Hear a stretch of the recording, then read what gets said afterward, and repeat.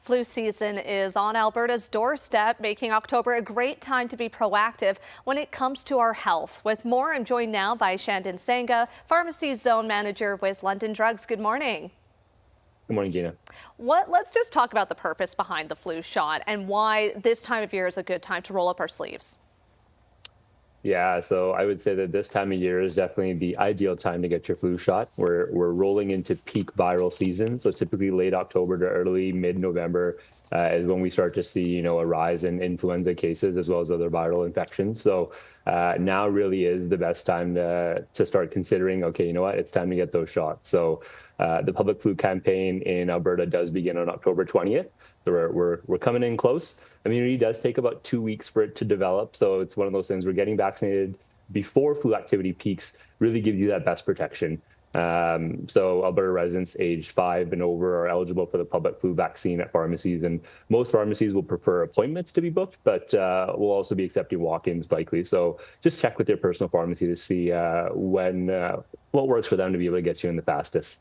What about the COVID vaccine? Is this a good time of year to get that one as well? Yeah, same thing. Like I mentioned, we're rolling into that viral season, so COVID cases are also going to be on the rise. This year, it is a little bit different compared to previous years for sure. So public or COVID vaccines that are at no charge to Alberta residents will only be available through Alberta Health Services public health centers. So you can either visit the alberta.ca/COVID website or calling HealthLink or 811 for eligibility and booking instructions.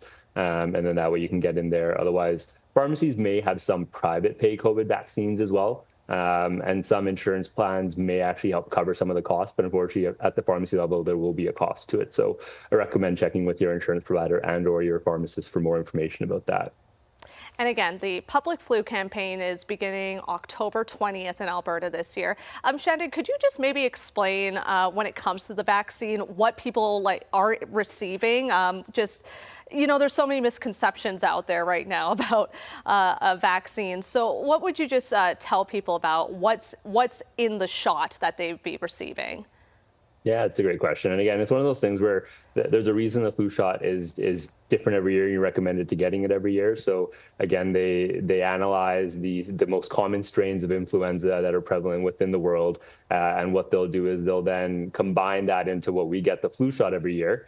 So they're looking at strains that they find in different parts of the world, and they'll put that together. So this year it is a little bit different previous to the past few years again. And so they've switched from what we call a quadvalent or a vaccine with 4 strains down to just 3 strains this year, because they found that was more common across the world. So again, it's one of those things where it's always evolving, and it's always recommended to get that vaccination every year. Perfect. Great advice as always. Thanks for this, Shandon. Thanks, Gina. And as a reminder, please talk to your healthcare provider before making any healthcare decisions or for guidance about a specific medical condition.